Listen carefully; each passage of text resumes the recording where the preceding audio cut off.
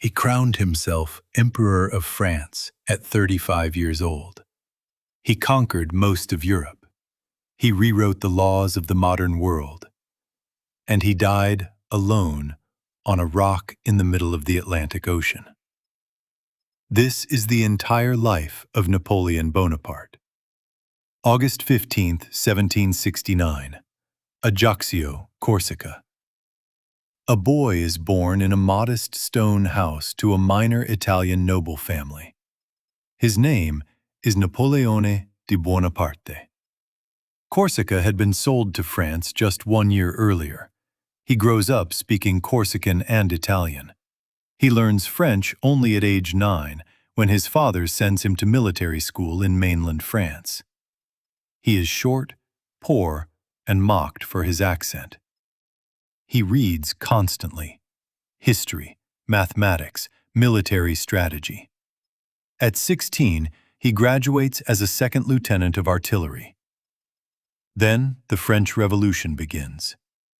In 1789, the monarchy collapses. France is in chaos.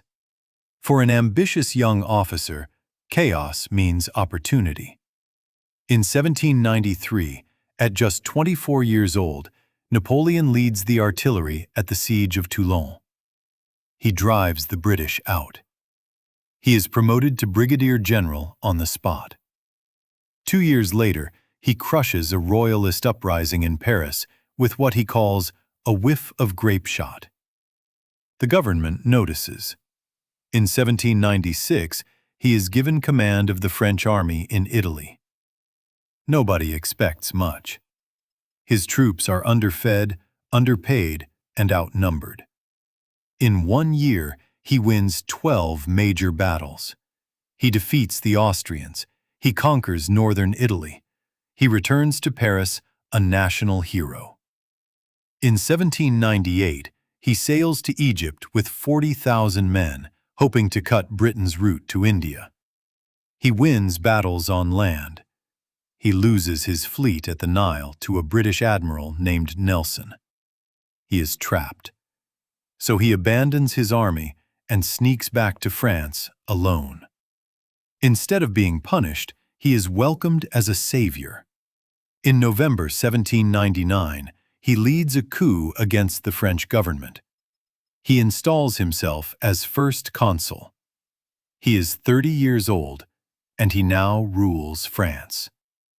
Over the next 5 years, he rebuilds the country.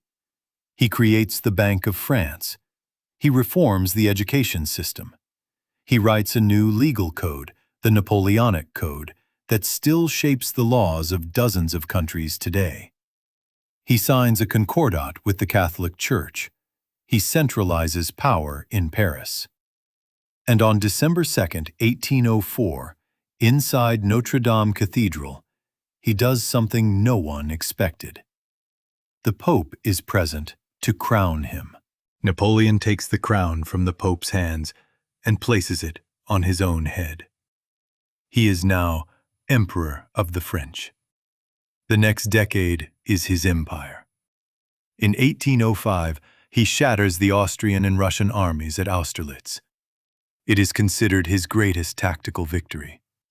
In 1806, he crushes Prussia at Jena. In 1807, he defeats Russia again at Friedland and forces the Tsar to sign a peace treaty on a raft in the middle of a river. By 1810, Napoleon controls or influences most of continental Europe. He redraws borders. He installs his brothers as kings of Spain, Holland, and Westphalia. His empire stretches from the Atlantic to the Russian border. He is 41 years old. He has never been more powerful. But then he makes the decision that destroys him. In June 1812, he invades Russia with the largest army Europe has ever seen, over 600,000 men. The Russians refuse to fight a decisive battle. They retreat and burn everything behind them.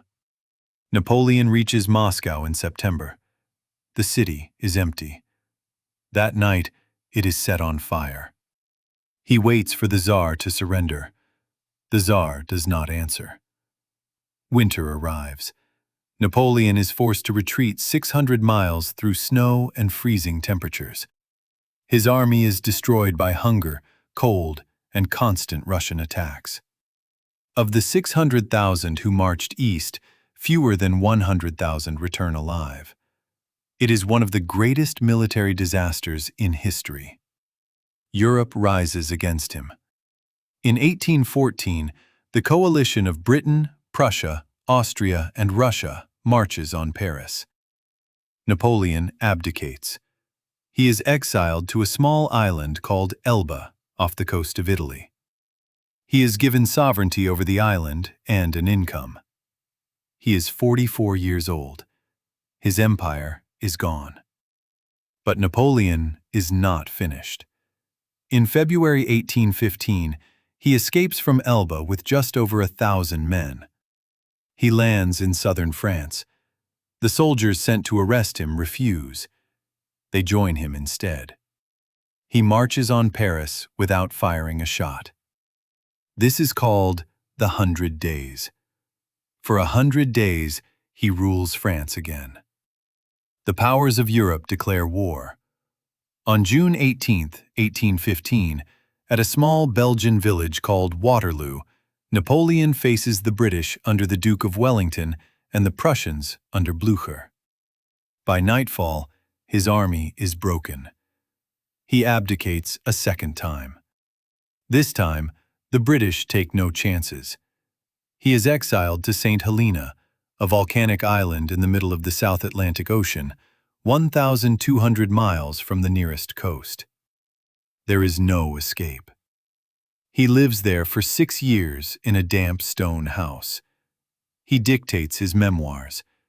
He plays cards. He walks in the garden.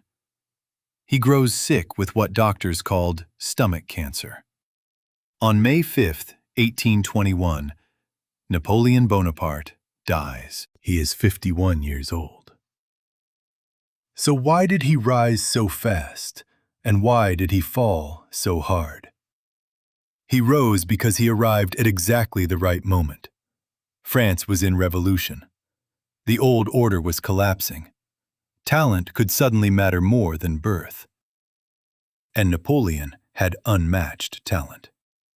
He could read a battlefield in seconds. He could march an army faster than anyone alive.